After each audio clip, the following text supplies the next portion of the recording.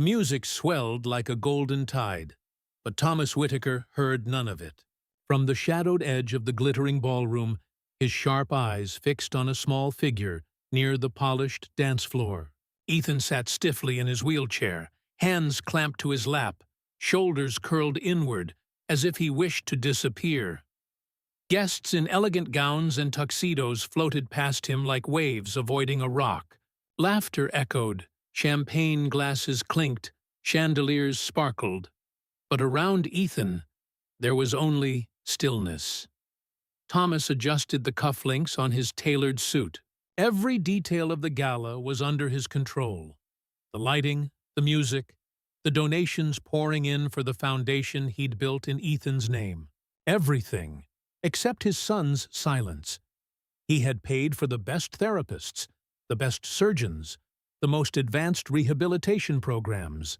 Yet Ethan rarely spoke, rarely smiled, and never danced again. Keep him visible, Thomas had instructed the staff earlier. But don't push him. Now a server approached the dance floor, breaking the careful symmetry of the evening. She was young, black, dressed in a crisp uniform with a tray of empty glasses balanced easily on one hand. Her name tag read Ava Carter. She paused near Ethan. Instead of breezing past, she knelt, right there, in the middle of the polished floor, under the gaze of the elite. Her eyes met Ethan's. "Hey," she whispered with a warm grin. "You like music?" Ethan blinked, startled. No one ever spoke to him like that, like he was just a kid at a party. Thomas frowned, watching. Staff weren't supposed to interact with guests this way. But before he could signal security, Ava gently set her tray down, tapped the floor twice, and tilted her head toward the band. A smooth jazz rhythm began to roll through the room. "Want to try?" she asked softly. Ethan's fingers twitched. Ava didn't take his hands, didn't lift or guide him. Instead, she placed her palms up, waiting, inviting him to lead. Slowly, Ethan lifted one trembling hand and set it in hers. The crowd's attention didn't waver. They were too busy mingling. But to Thomas, the world narrowed to that tiny moment. His son, who hadn't initiated a single movement in months, tapping his foot ever so slightly in time with the music. Ava swayed gently, following his rhythm, not imposing her own. One tiny shuffle, then another. Ethan's body loosened. His shoulders relaxed. And then he smiled. Not the forced, fragile grimace therapists had begged for. A real smile. Wide, bright, alive. Thomas's chest tightened painfully, as if that simple curve of his son's lips cracked something he'd buried long ago. The smile threw him back in time. Flash. Ethan at 6, laughing in the backyard, spinning in circles to music on the radio. Thomas watching from the porch, too busy on the phone to join in. Flash. The night of the accident. Screeching tires, shattered glass, hospital lights blinding. The weight of guilt that never left. Flash. Therapists trying dance therapy once, years ago. Thomas dismissing it. He needs results, not games. Now, here it was. Results. Not from a doctor. From a waitress with a kind smile. As Ava and Ethan moved in their small corner of the ballroom, Thomas felt something dangerous stir inside him. Hope. A woman at Thomas's side whispered, "Isn't that your son?" He didn't answer. He couldn't. His throat had closed around words he hadn't expected to feel again. Ethan let out a quiet laugh. Soft, but real. Ava laughed with him, her eyes bright. She lifted his hand slightly, letting him guide her into a gentle spin. The wheelchair turned a little with the motion, the wheels gliding across the floor. For the first time in years, Ethan looked alive. The band shifted to a new tune. Ava stood, collected her tray, and gave Ethan a wink before walking off as smoothly as she'd arrived, blending back into the staff. Ethan kept looking after her, the ghost of his smile still lingering. Thomas exhaled slowly, realizing his fists had clenched at his sides. He wasn't used to being surprised. He controlled outcomes, bought expertise, commanded rooms. Yet a young waitress had just accomplished what hundreds of thousands of dollars hadn't. His eyes followed her through the crowd. She moved with unhurried confidence, weaving through elites who barely noticed her existence. Ethan tapped his fingers on his wheelchair armrest, following the rhythm still echoing in the air. Thomas straightened his jacket. Something in him shifted, a decision forming before he fully understood it. He stepped forward, cutting through the mingling guests until he reached her near the kitchen doors. Ava turned, slightly startled to see the powerful man towering in front of her. Thomas's voice was low, commanding, the way it always was when sealing a deal. "I'd like to make you an offer," he said. She blinked, unsure if she'd heard him right. The music played on. The guests laughed, but in that narrow space between them, something unexpected had begun. A collision neither of them could have predicted. And Thomas, for the first time in years, wasn't entirely sure who would lead this dance. The waiter poured sparkling water into crystal glasses, the soft clink echoing through the quiet of the private dining room. Outside the tall windows, the city glittered under morning light. Inside, the air felt heavy, not with noise, but with expectation. Thomas Whitaker sat perfectly upright in his tailored navy suit, every movement calculated. Across from him, Ava Carter perched on the edge of her chair, wearing a simple blouse and jeans, her hair tied back neatly. She looked out of place here among polished silverware and velvet drapes. But she didn't shrink. She met his gaze evenly. Thomas wasn't used to that. "I appreciate you meeting me," he began smoothly. His tone was practiced, like every negotiation he'd ever led. "What you did last night, it meant something to my son." "To me," Ava gave a polite nod. "He's a special kid," she said simply. Thomas leaned forward slightly, folding his hands. "Which is exactly why I want to offer you something more than thanks." She raised an eyebrow. "I want you to work with Ethan. Personally," he continued.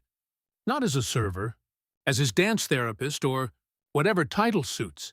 You'd have access to the best equipment, resources, transportation, a six-figure salary, full benefits, anything you need." Ava blinked, surprised by the sudden weight of his words. "That's generous," she said carefully. "It's not generosity," Thomas replied. "It's an investment. I only hire the best." She let out a small breath, glancing at the gleaming room around them. "And you think I'm the best because I danced with your son for 2 minutes?" "You reached him," Thomas said, his voice firm. "No one else has."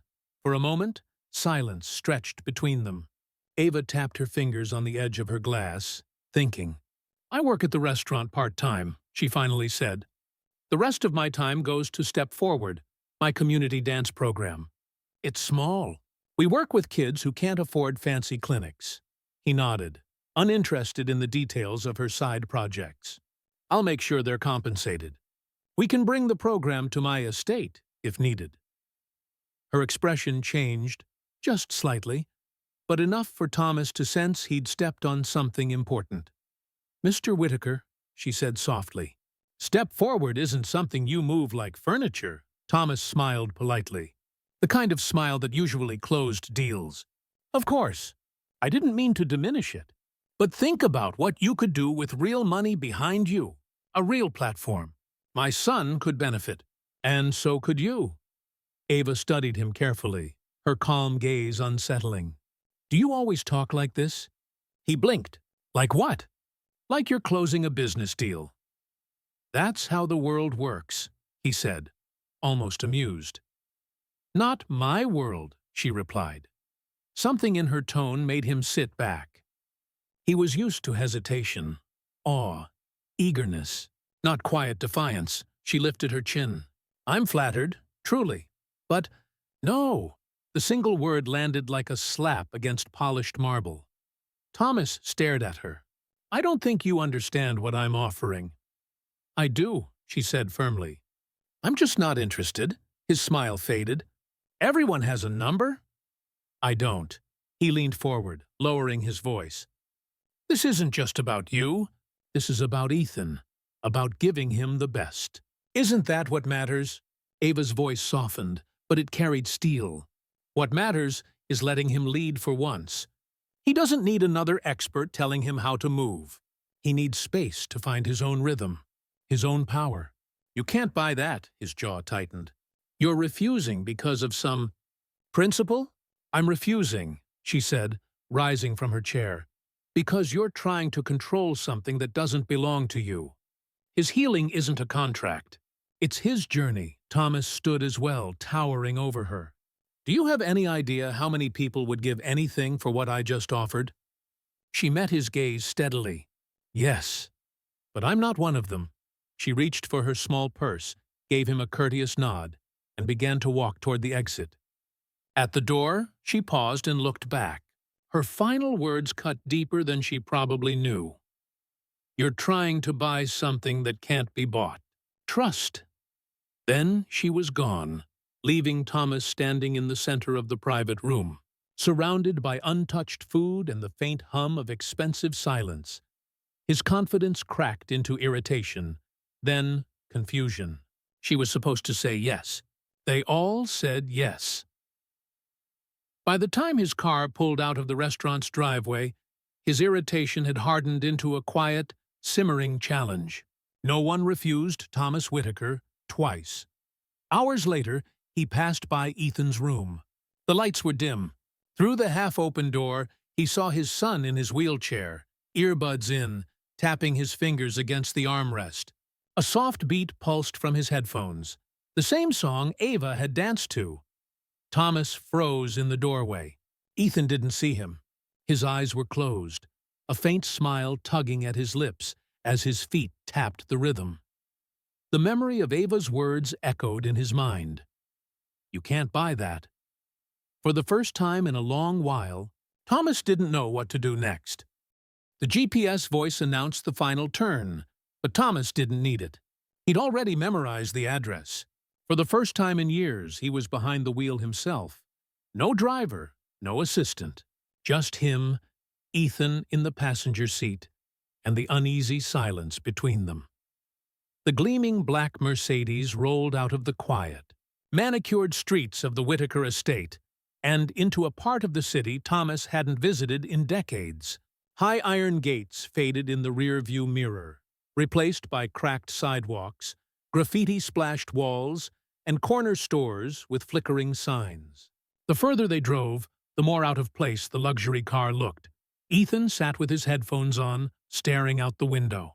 He didn't speak, but Thomas noticed the way his son's fingers lightly tapped against his wheelchair armrest. The same beat Ava had danced to. Thomas's grip on the steering wheel tightened. He still wasn't entirely sure why he was doing this. Late nights had found him scrolling through search results, digging into Ava Carter's name. What he discovered surprised him. Step Forward, a small community-based dance rehabilitation program she founded years ago. It wasn't some hobby.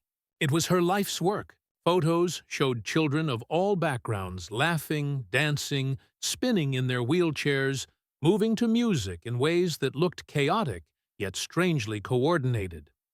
Thomas had scoffed at first. Community program usually meant underfunded chaos.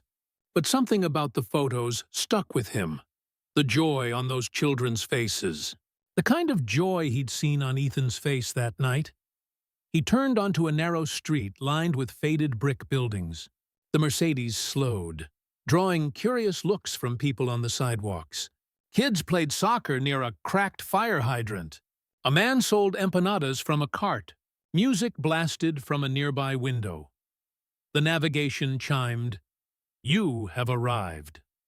Thomas parked in front of a low, colorful building with a hand-painted mural of children dancing together. The sign above the door read, "Step Forward. Everyone can dance." His bodyguard's SUV pulled up behind him immediately, as always. Two suited men stepped out, scanning the surroundings. Their polished shoes looked almost absurd against the uneven pavement. Thomas stepped out, straightening his jacket. The air smelled like street food and car exhaust. A group of children darted past, laughing as they chased a soccer ball down the street. One waved at Ethan through the car window. Ethan hesitated as Thomas opened the passenger door. "We're just visiting," Thomas said quickly, as if to reassure himself more than his son. Inside, the community center pulsed with energy. The floors were scuffed wood, the walls covered in bright murals. Speakers filled the space with lively, upbeat music. But what caught Thomas off guard wasn't the decor, it was the children. Some were in wheelchairs, some wore leg braces, some leaned on crutches, and they were all moving. Not in regimented therapist-led drills, but in joyous, self-led dance. A girl in a pink wheelchair spun in circles, laughing. A boy with braces on both legs bobbed to the rhythm, his friends clapping encouragement. Thomas froze just inside the doorway. This was nothing like the sterile rehabilitation centers he funded. No white walls, no hushed corridors, no clipboards, just movement. Then he saw her. Ava. She was in the center of the room, hair tied back, wearing a loose t-shirt and leggings, leading a rhythm exercise. But even leading wasn't the right word. She was following their energy, adapting, flowing. Ethan rolled in slowly, wide-eyed. Ava turned, her face lighting up. "Hey, look who's here," she said warmly, crouching down to Ethan's level like she had at the gala. "I was hoping you'd stop by." Ethan didn't speak, but his hand twitched in a shy wave. Thomas stepped in behind him, scanning the room like a general entering foreign territory. His bodyguards hovered outside the glass doors, exchanging uneasy looks. Ava glanced at Thomas briefly, then turned all her attention back to Ethan. "You ready to see what we do here?" she asked him, not his father. Ethan nodded faintly. She guided him toward a group of kids gathered in a circle. "We don't follow rules here," she said with a grin. "We follow music. You lead your own moves. We just cheer you on." Thomas remained by the wall, hands behind his back, observing. He didn't like not being the one in control, but something about the room made it impossible to dominate. It was loud, unpredictable, alive. Ethan's first few minutes were hesitant. He watched, unsure. But then, a boy about his age spun his wheelchair toward him, offered a fist bump, and started tapping out a rhythm on the wheels. Without instruction, Ethan tapped back. Ava caught Thomas watching and walked over quietly. "You don't have to hover," she said gently. "I'm not hovering," he replied sharply. She raised an eyebrow. "Sure." And then she walked away, leaving him standing there, unimportant. For Thomas, that was new. He stayed anyway, leaning against the wall, silently taking it all in. Slowly, he noticed something change in Ethan. His son's hands were moving more freely. His body relaxed. A laugh escaped him when another kid playfully battled him in rhythm. For a moment, Thomas forgot the smell of the street, the chipped paint, the noisy music. He saw only his son, engaging. When the session ended, the kids rolled out in groups, chatting and laughing like any other class. Ethan's cheeks were flushed, not from exertion, but from excitement.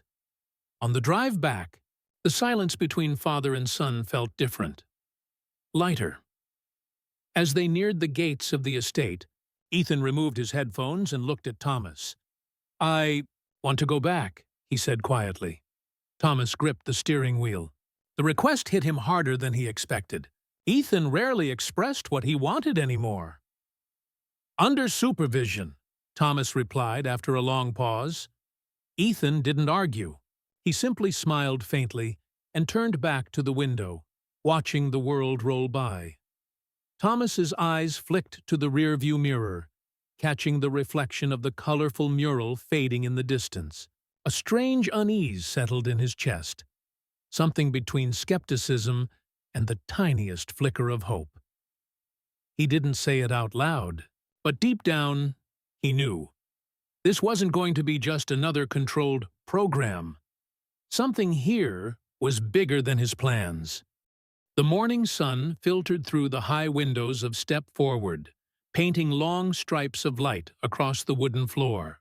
The music hadn't started yet. The kids were still arriving.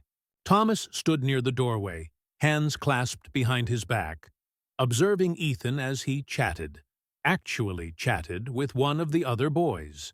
It was still awkward, halting, but there was a spark there. A spark Thomas hadn't seen in years. For once, he wasn't thinking about the stock market or board meetings. He was watching his son, but then a fragment of a hushed conversation drifted toward him from a nearby office. "I still can't believe it was Whitaker's company that buried it," a woman's voice said. "I know," another replied, sharper. "All that work, and they tossed it because it didn't fit their cost structure. Typical corporate garbage. And now he strolls in here like some savior." Thomas froze. His name, Whitaker. Buried it. He turned his head slightly, pretending to look at the mural while focusing on their voices. Two of the therapists, mid-conversation, leaned over a stack of files. Neither noticed him standing a few feet away. "Do you think Ava knows?" the first therapist asked. "She never talks about it." But she was devastated. That proposal could have changed so many lives earlier. And now, look at him. A quick nod toward Thomas. Rich man discovering his conscience. They both chuckled bitterly. A tightness gripped Thomas's chest. He stepped back, heart thudding. What proposal? What were they talking about?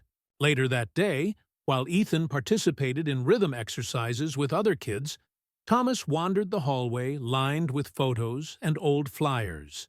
Near the end of the corridor, behind a faded Step Forward poster, he found it. A framed newspaper clipping from 6 years ago. Young researcher proposes innovative dance-based therapy program. Ava Carter, former research assistant at Horizon Therapeutics, hopes her work will reshape rehabilitation methods for children with disabilities. Horizon Therapeutics, his company. Thomas stared at the article, his jaw tightening. A research assistant? Not a waitress. Not just a community leader. She'd worked for him.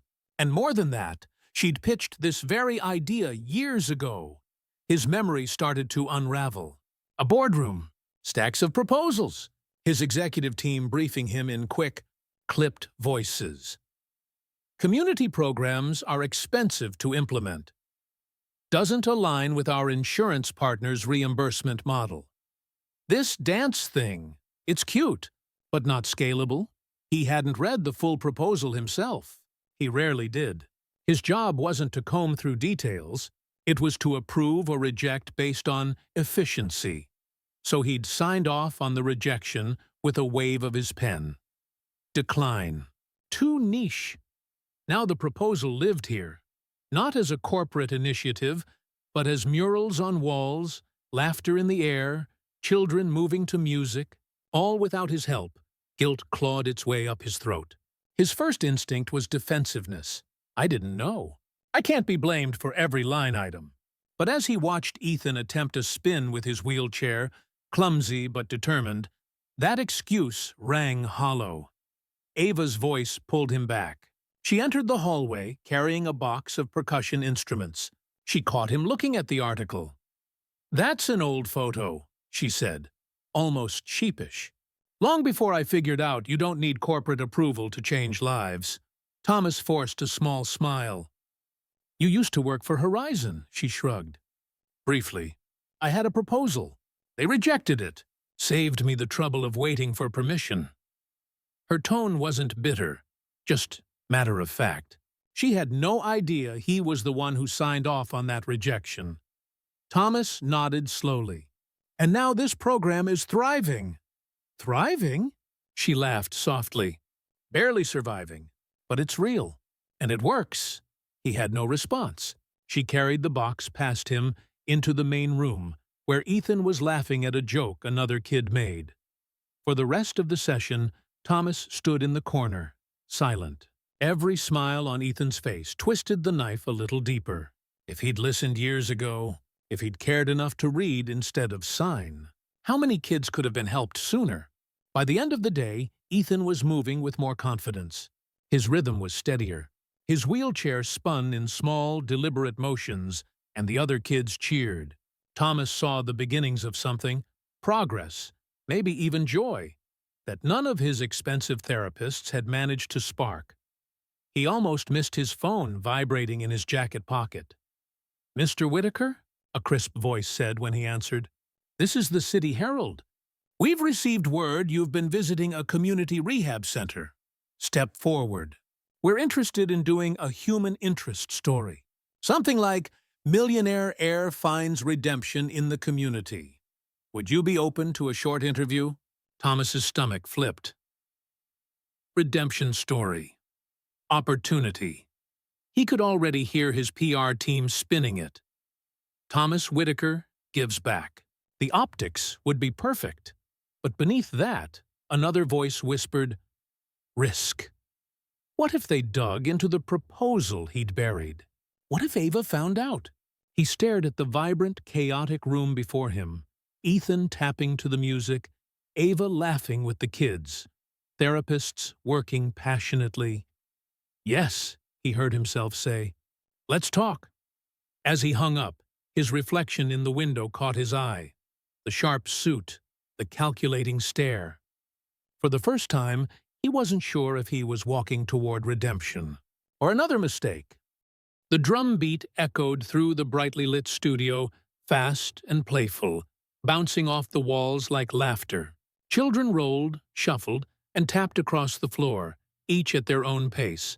Ava clapped her hands to the rhythm, encouraging them to explore. Thomas stood in the corner in his tailored suit, arms crossed, brow furrowed. This wasn't how rehabilitation was supposed to look. No timers, no therapists with clipboards, just chaos. "Ethan," he called sharply over the music. 5 reps of the stretching sequence. "Like we practiced." Ethan froze mid-spin. His small hands tightened around the rims of his wheelchair. Around him, the other kids were trying a new exercise Ava had introduced. A side lean and push, encouraging balance and rhythm. Ethan glanced at them, then back at his father. Thomas gestured firmly.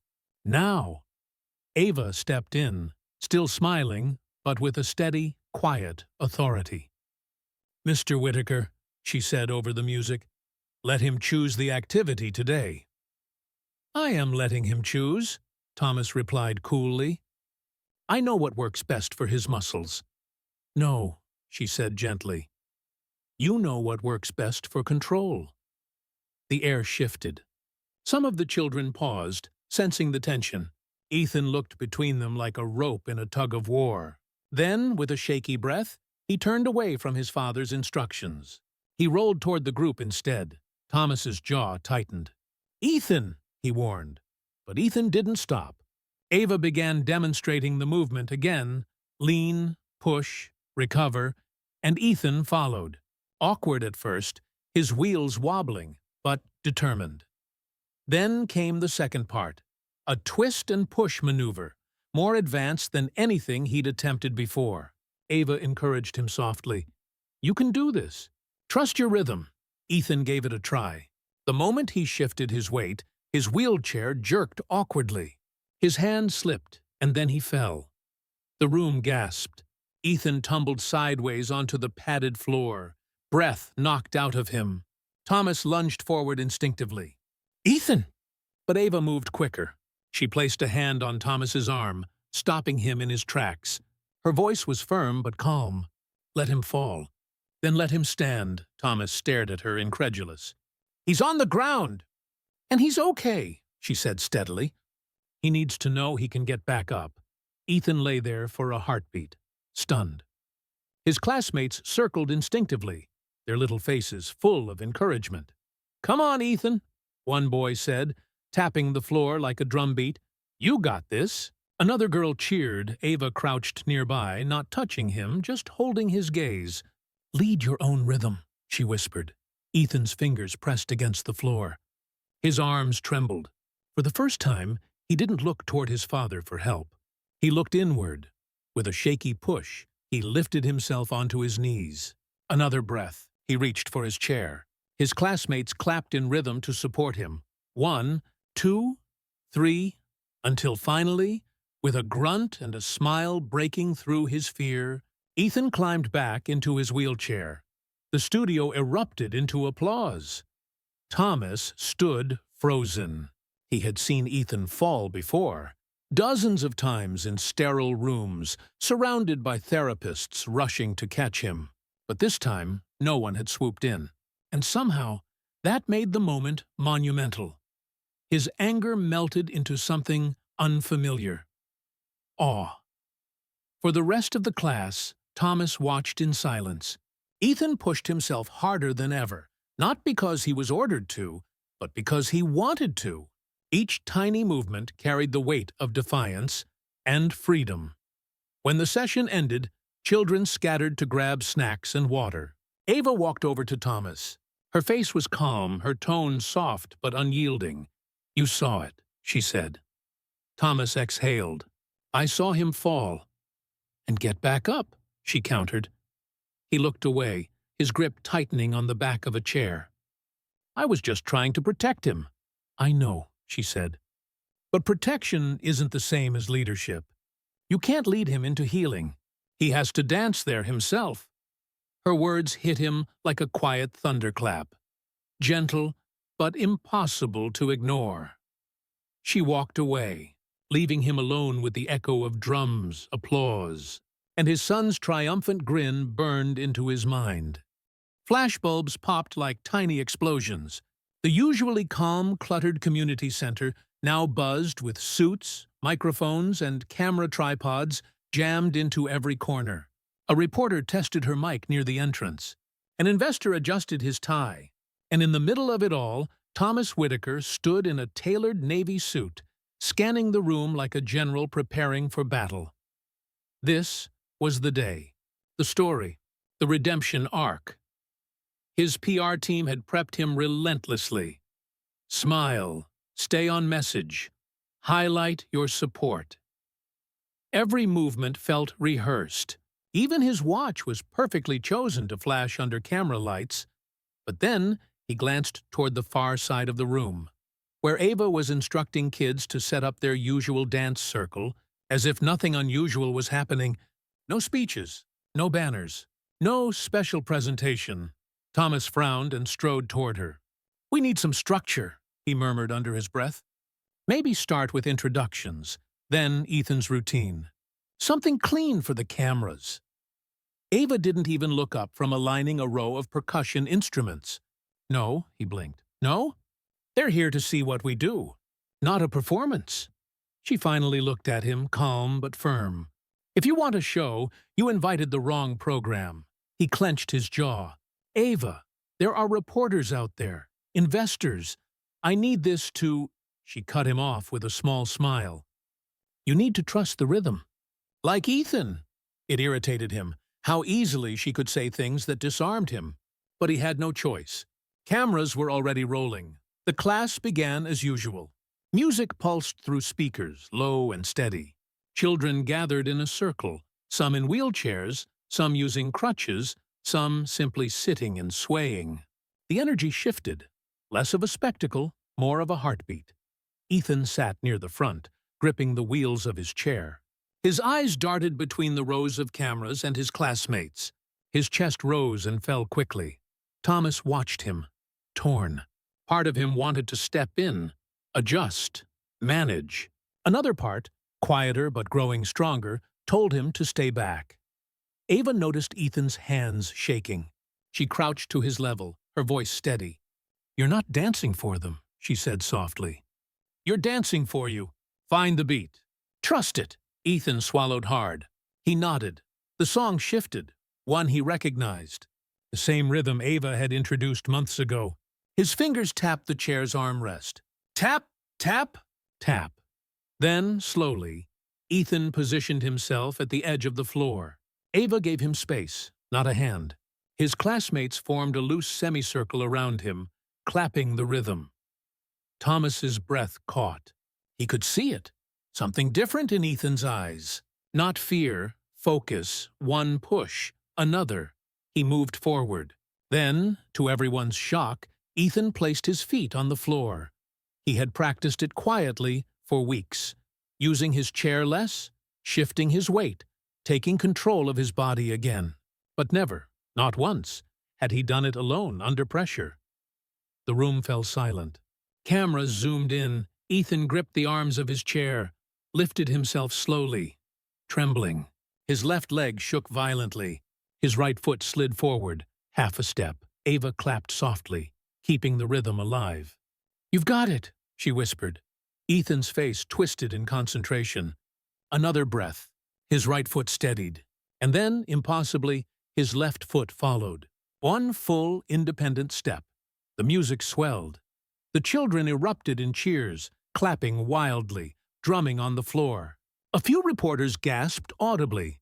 One camera light flashed directly in Thomas's face, but he barely noticed. His throat tightened. His eyes stung. For the first time, he saw his son not as someone to protect, but as someone leading, truly leading, his own story. Ethan raised his arms instinctively, like a conductor commanding a symphony. Laughter broke through his nerves. The rhythm picked up, and he leaned forward, taking another shaky step. Thomas's vision blurred. Months of control, of plans, of expensive programs, none of it had brought this. But here, in this unpolished little center, his son had taken the step he thought might never come. Ava stood behind the group, her smile quiet and radiant. She didn't steal the moment. She just watched, proud. The applause faded only when a reporter's voice cut through the noise. "Mr. Whitaker!" Thomas blinked, jolted out of the trance. A dozen microphones pointed at him like spears. "Mr. Whitaker," the reporter repeated, "what role did you play in this breakthrough?" The question hung heavy in the air. Cameras focused. Investors leaned in. Thomas's heart pounded. He looked at Ethan, still standing, still smiling, surrounded by kids who believed in him. Then at Ava, calm and waiting, as if silently asking what kind of man he'd be in this moment. And he realized this was the turning point, not just for Ethan, but for himself. The lights burned hotter. The room waited. His next words would define everything. The microphones loomed like a wall of judgment. Red lights blinked atop cameras. Reporters jostled for better angles. And in the center of it all stood Thomas Whitaker, the man who always had a script. Except this time, there was none. He had built empires with polished speeches. He'd faced boardrooms and investors, journalists and politicians, always prepared, always in control. But here, inside a modest community center smelling faintly of floor polish and warm popcorn, he stood frozen. A reporter repeated the question. "Mr. Whitaker, what role did you play in your son's breakthrough?" 1,000 practiced answers flickered through his mind. PR lines, investor phrases, the redemption narrative he had rehearsed. "Visionary father leads innovative rehabilitation movement." That was the headline he'd wanted. But then he looked at Ethan. His son stood near Ava, still flushed from the effort, chest rising and falling with pride.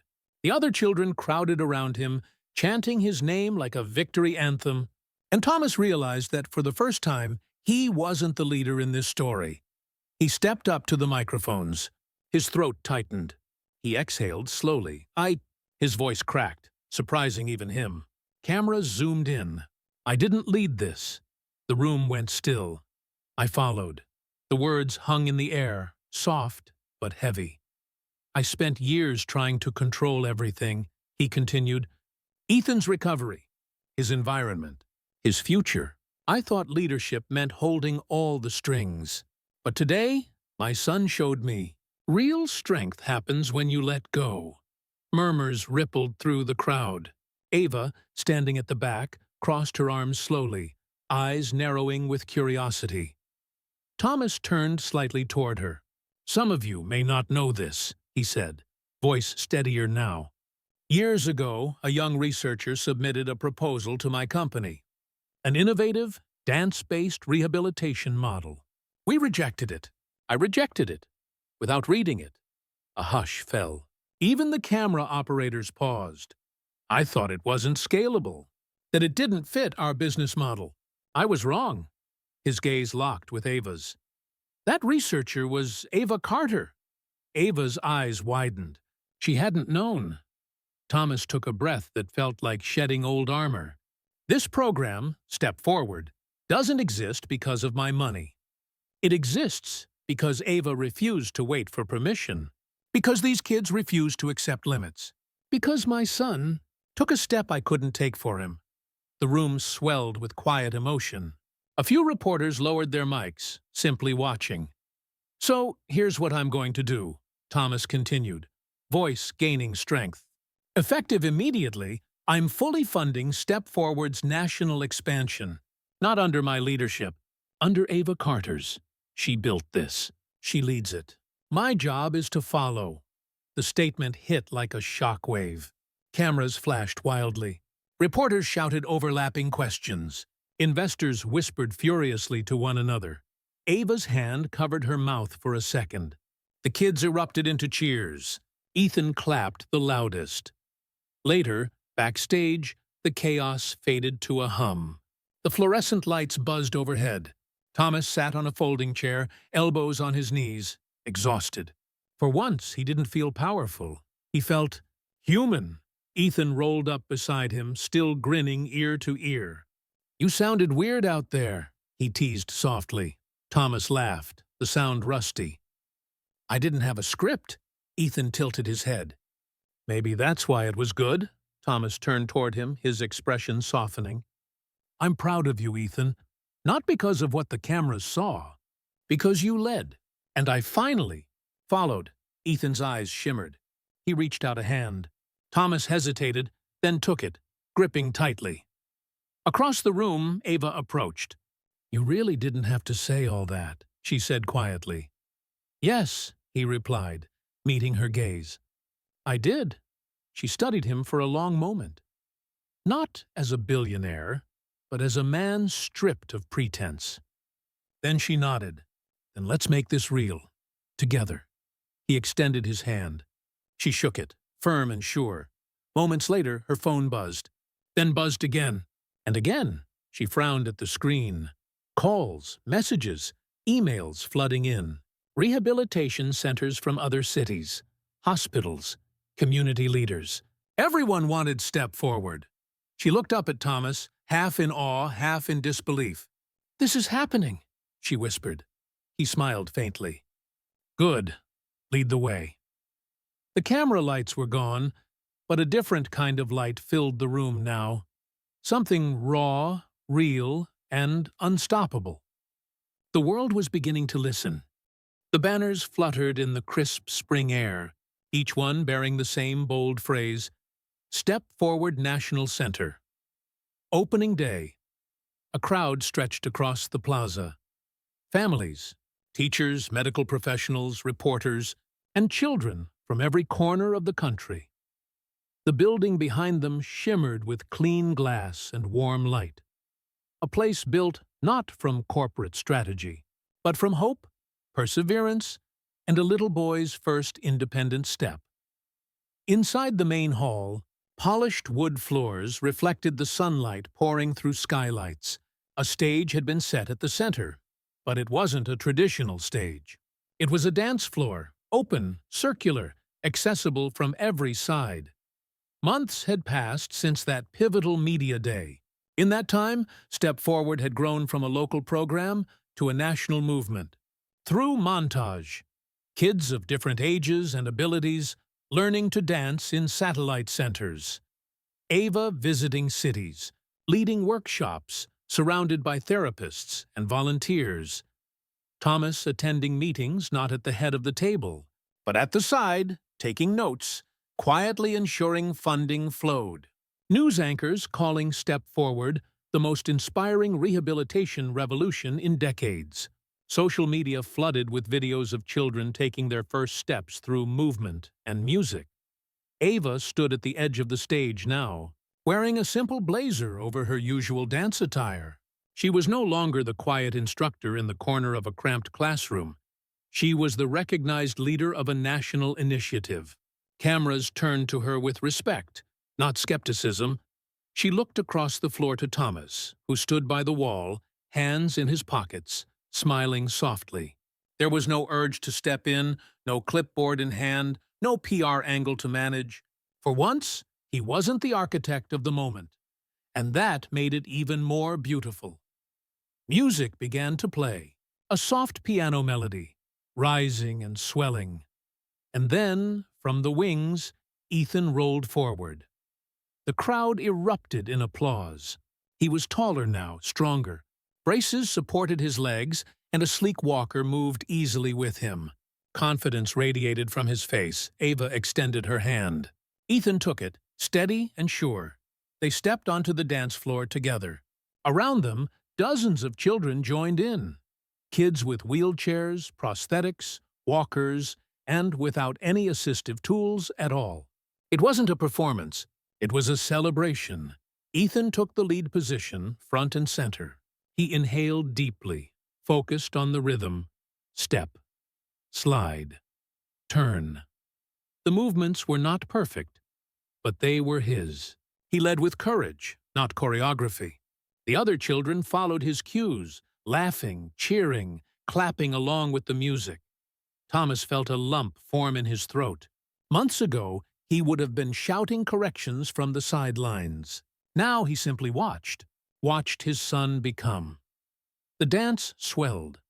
A mix of styles, adaptive techniques, cultural influences.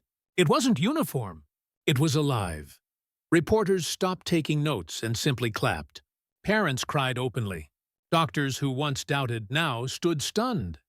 Ava stepped back, letting Ethan and the other children fill the space. She glanced at Thomas.